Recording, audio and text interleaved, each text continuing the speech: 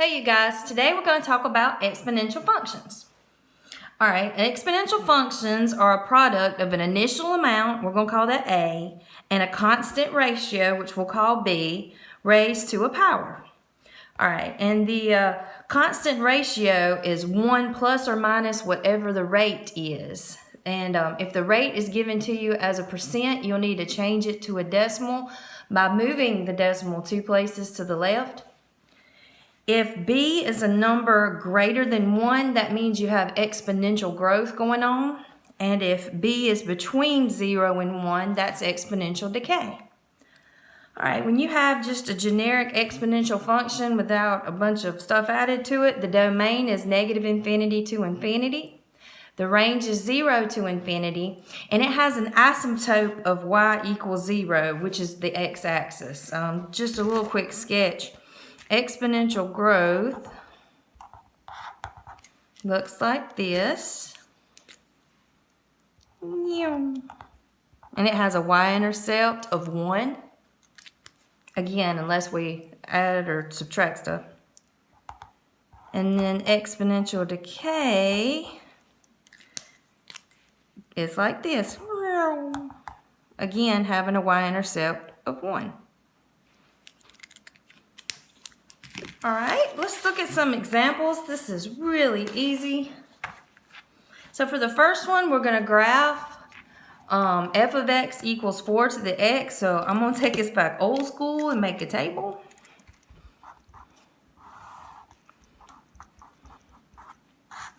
I'm going to try, let's do -2, -1, 0, 1, 2, and 3. So when I plug in -2, you have 4 to the -2. And remember, to get rid of that negative exponent, you move it to the bottom.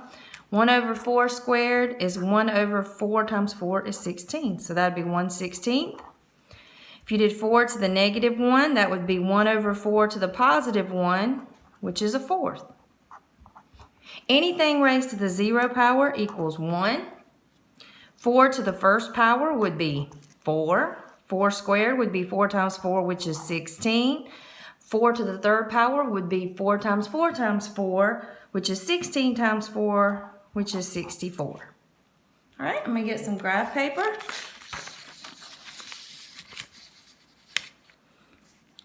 All right, so this is example 1.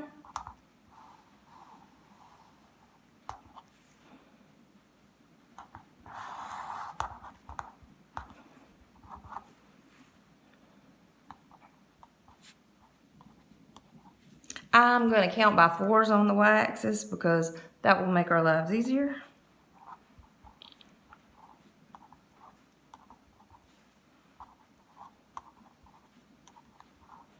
All right, I'm just going to go up to 40. So -2 is 1/16. So I'll look like it's touching the x-axis. I'll do the best I can. -1 is a fourth. 0 is 1. 1 is 4, 2 is 16, 3 would be 64, which goes off my little cute graph here. So I'm going to draw my curve, and that's it. All right, exponential growth for sure. Let's do another one. We got f of x equals 1/2 to the x. I'm going to make my table again.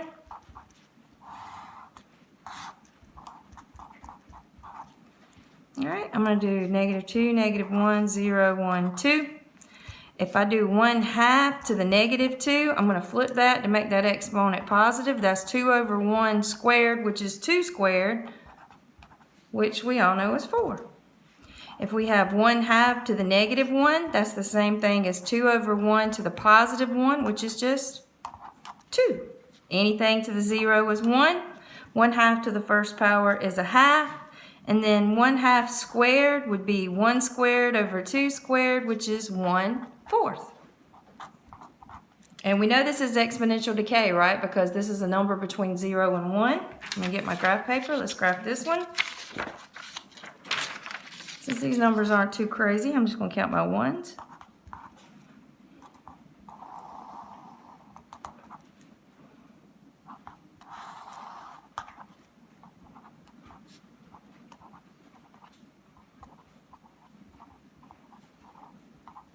All right, that's good enough. Whoops. All right, so we have negative 2, 4, negative 1, 2, 0, 1, 1, a half, 2, a fourth. Draw my curve. And that's it. Easy breezy, lemon squeezy. All right. Let's move on to the next part. It wants us to evaluate 2.7, 4 raised to the 2.7 rather. I'm going to get my handy dandy calculator. Now, we said earlier when we made our little table, right, that 4 to the second power is 16 and 4 to the third power is 64, so I know it's going to be a number between there. 4, caret button, 2.7, enter. And we get 42.224. I'm going to go to the thousandths place. The 4 looks at the 2, stays the same. Ditch the calculator. And again, 42.224 is in between 16 and 64 as we predicted. Now let's look at a word problem. It says the zombie population is increasing 9% each year. The current zombie population is 1,200. Write a function to model this situation and find the zombie population in 10 years. So when we think about what B would be, B is equal to 1 plus or minus whatever the rate is. Well, in this situation, we know the rate is 9%. So 9% is 0.09. And it says increasing, right? So I know that this is exponential growth. So that'll be 1 plus 0.09. So B will be 1.09. So my function f of x equals a times b to the x. All right, in this situation, A is the starting amount, and the starting amount is 1,200 zombies. Times, we already got B, that's 1.09 to the X. All right, that's my multiplication symbol, that's a decimal. All right, so there's the function, and now it wants me to find the zombie population in 10 years. So where that X is, in this case is time, I'm going to plug in a 10. So to evaluate that, so F of 10 would be 1,200 times 1.09 raised to the 10th power. I'm going to just plug it in my calculator. Okay, 1,200 times 1.09 raised to the 10th. All right, and we get that this is approximately 2,840.8. I'm going to round to the nearest zombie. So that would be about 2,841 zombies. I guess that's not too bad for a 10-year period. Okay, let's look at another word problem. All right, for this one, it says that Kiwi is buying a new Camaro that costs $39,500. You go, Kiwi. The value of a new car depreciates 15% per year. Write a function to model this situation and find the value of Kiwi's Camaro after 5 years. All right, so let's write our function. So we have 15%. When I change that to a decimal, that'll be 0.15. So B will be equal to, now, it says depreciates. That's going to be exponential decay. So I'm going to do 1 minus 0.15. So B will be 0.85. All right, so when we write our function, f of x equals a times b to the x. For this situation, my starting amount is the starting value of this Camaro, which is $39,500. Times b is 0.85. And that is raised to the x. Now, it wants me to find the value of the Camaro after 5 years. So again, that was time. I'm going to plug that in for my exponent. So f of 5 will be 39,500 times 0.85 raised to the 5th power. I'm going to pull out my handy dandy calculator once more. And we put in 39,500 times 0.85 to the 5.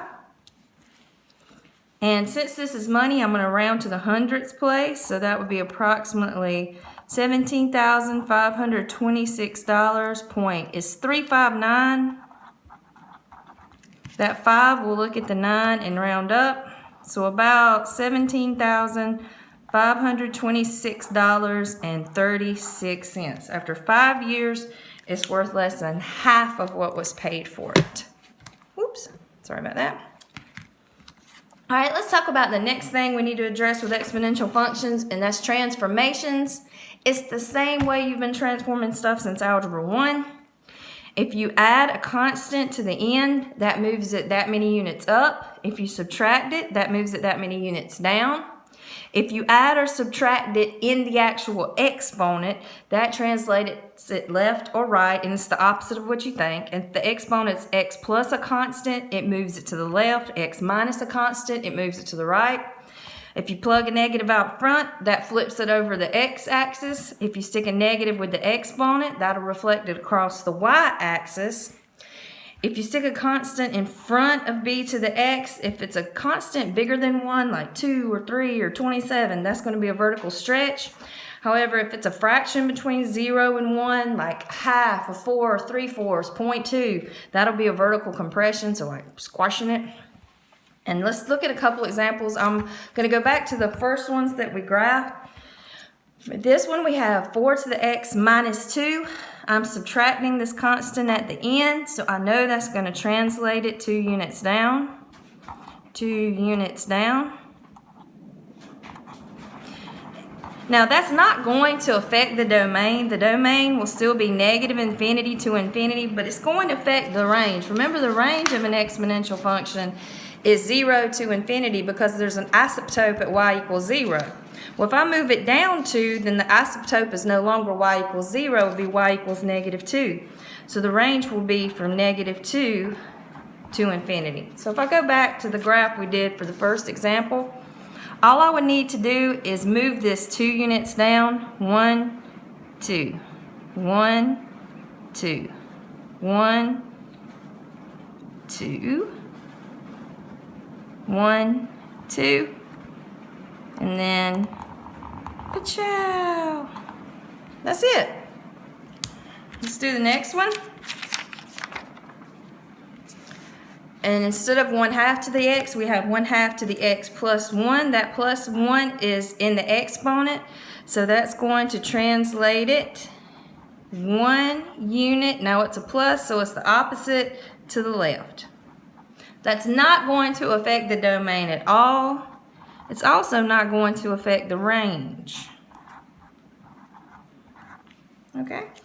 So if I go back to the graph of 1/2 to the x, that plus 1 will move it 1 to the left.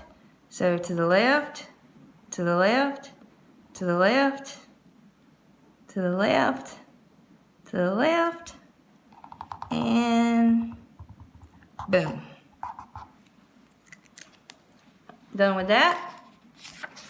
Now I wanted to show you one where we just made a table with the transformations. So let's do one more of these and I'll be finished. We got f of x equals 2 times 4 to the negative x. Alright, so let's talk about what's going on here. This 2 out front is going to be a vertical stretch, so it'll be an even steeper curve.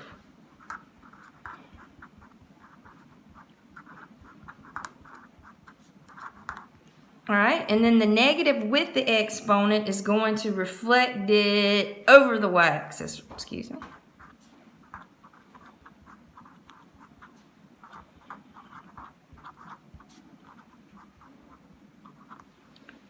All right, now is that going to affect the domain, reflecting it over y and then stretching it? No, I can still plug in the same numbers, so the domain is still negative infinity to infinity. And even though I flipped it and stretched it, I didn't move it up or down, so the range is going to stay the same. So the range is still 0 to infinity. So if I wanted to make a table for this, because we like old school sometimes, let's do that. All right, I wrote y instead of f of x, but it's all good. All right, let's do -2, -1, 0, 1, 2. So if I plug in a -2, that would be 2 times 4 to the -2. Now those two negatives are going to cancel, right? So that would be 2 times 4 to the +2. 4 squared is 16, and 2 times 16 is 32. All right, if we plug in a -1, that'll be 2 times 4 to the -1. Those negatives will cancel, so that's just 2 times 4 to the 1. Well, that's just 4, right? And then 2 times 4 is 8. Let's do our 0. We got 2 times 4 to the -0. There is no such thing as -0. It's just 4 to the 0. We know anything raised to the 0 power is 1, and 2 times 1 is 2. 2 times 4 to the -1. Remember, to get rid of that negative, we flip this, so that'll be 2 times 1 over 4 to the 1, which is 2 times a fourth. 2 times a fourth is 2 over 4, right? Which is just a half. One more. 2 times 4 to the -2, so that would be 2 times 1 over 4 to the +2, which is 2 over 4 times 4 is 16, and I can reduce that fraction to an eighth. Now I'm going to graph these bad mama jammas. Let's see here. That one's a little wrinkly. All right. Probably not going to go all the way up to 32. I guess I could.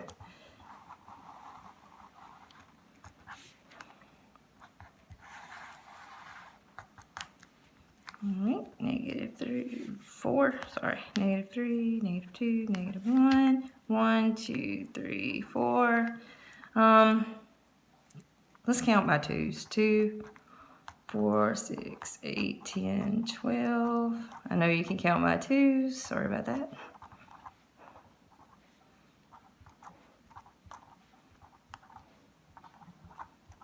All right, there we go, all the way up to 32. So -2, 32 will be right here. -1, 8 will be right here. 0, 2, 1, a half, 2, an eighth. I'm doing the best I can with that one. And draw your beautiful curve here. Boom. And I'm done like toast. All right, I'll talk to you guys later. Have a great day.